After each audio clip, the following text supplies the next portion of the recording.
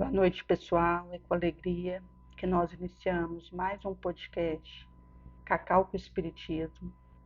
E para essa reflexãozinha dessa noite, nós iremos usar o capítulo Hora em Curso 5, subparte Padrões de Comportamento, Mudanças, que é o que nós estamos em curso, entrando nesse instante na subparte Padrão de Comportamento, Mudança. Psicografia de Divaldo Franco, pelo Espírito Joana de Ângeles. Iremos usar também o livro Missionários da Luz, psicografia de Chico Xavier. No capítulo em curso 13, Reencarnação.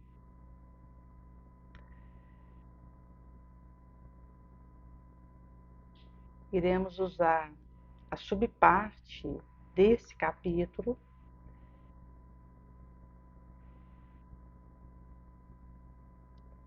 que fala um pouquinho da trajetória no processo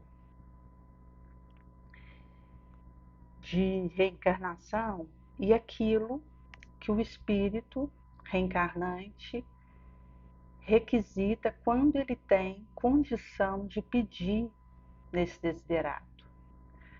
Porque conforme a maturidade do espírito, aquilo que ele já amealhou, aquilo que ele já caminhou, ele é conduzido por um espírito benévolo que o auxilia nesse processo e organiza o que seja necessário para o bem-sucedimento desse espírito. Então, vai dizer que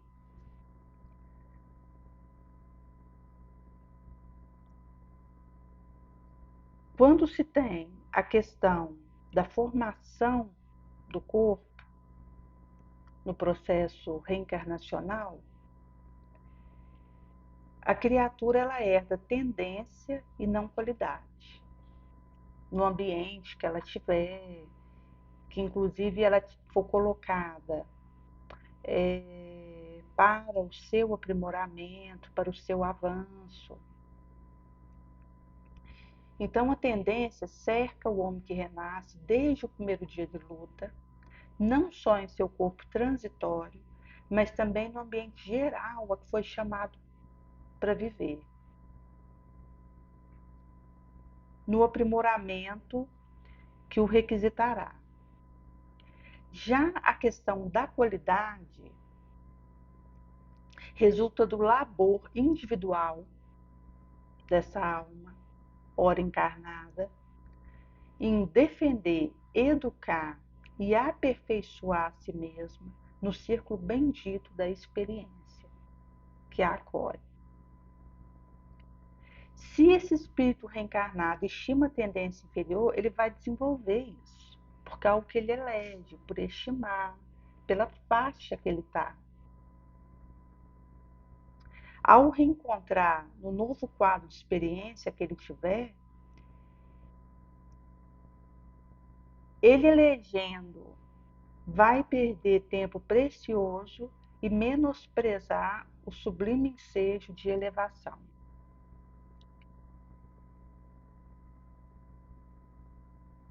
Se a alma que regressa ao mundo permanece disposta ao serviço de autoelevação, que já seria uma afinação com tendência superior, ela sobrepaira qualquer exigência menos nobre do corpo ou do ambiente, triunfa sob condição adversa e obtém título de vitória da mais alta significação para a vida eterna. Em sã consciência, portanto, ninguém pode queixar de força destruidora ou de circunstâncias asfixiantes, se referindo ao círculo no qual renasceu. Porque há sempre dentro do espírito a luz da liberdade íntima, indicando-lhe a ascensão. Se eu pratico a subida espiritual, eu melhoro sempre. Então, toda queda prejudica o meu processo e todo esforço nobre abre um caminho facilitador para esse tentar. Então, assim, essa questão da moral e do preparo que eu tenho de esmerar isso, viabilizando um ensejamento e a regimentação nesse sentido, vai auxiliar para a minha voz ao pedir determinada circunstância, onde eu seja testada no que eu preciso. Então, um espírito que quer ser testado na tendência ao roubo, ele tem que estar entre pessoas que roubam. Porque é aí que ele vai ser testado pela tentação que estar nesse ambiente vai significar para ele. Então, pedir uma experiência é também o preparo para o bem-sucedimento no que foi apressado.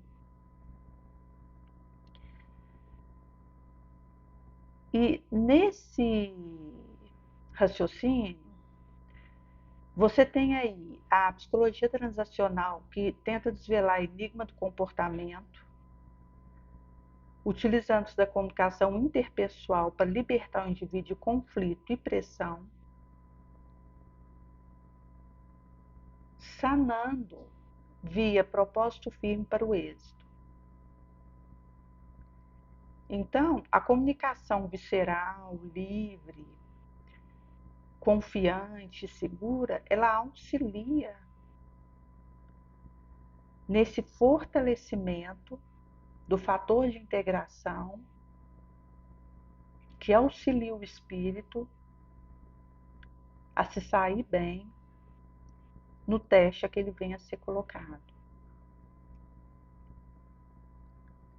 À medida que o ser discerne narrativa afetuosa ou amiga, o interlocutor, sentindo-se acompanhado, se descobre.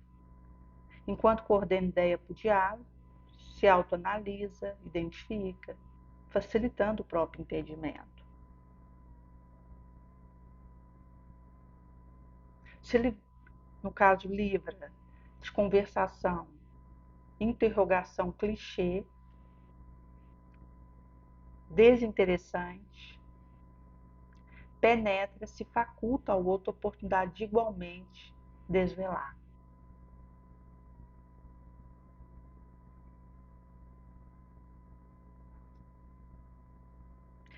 Quando se vai pelo caminho da conversação trivial, de clichê, sem sentido, costumeiro, você fica em suspenso. Não se compreende e fica incompreensível para o outro. Então, tipo, como vai? A resposta seria inevitável, bem obrigado. Mesmo porque, se o interrogado se resolvesse dizer como realmente vai, é provável que o interlocutor não tivesse nenhum interesse em ouvir a resposta complexa e profunda. E se aceitar essa resposta, no caso, seria de uma maneira surda, desinteressada, enfadamente. Na grande mole humana, destaca-se biótipo introvertido e extrovertido.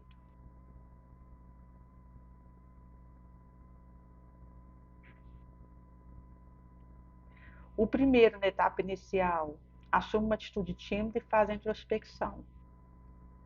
Passada a fase de autoanálise, torna-se indispensável a extroversão no relacionamento, rompendo a cortina que o oculta e desvelando-se. O segundo, no caso extrovertido, normalmente esconde a sua realidade de conflito, erguendo uma névoa densa pela exteriorização que se permite, insegura e instável. Descobrindo-se honestamente, diminui a loquacidade.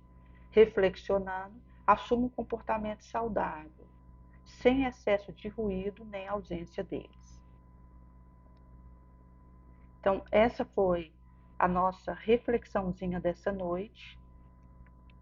E para poder fazer o gatilho aqui desse ponto abordado e ventilado, a questão do trabalho comunicacional, de autoanálise, do percepcional, da disposição para o diálogo nobre, digno, libertador, de uma consciência reta e que se busca, tentando se melhorar realmente, auxilia o espírito a angariar recurso para cumprir o desiderato ao qual se comprometeu ao retornar a essa vilegiatura. Ficamos por aqui essa noite. Agradeço por mais esse momento e até o próximo podcast Cacau Espiritismo.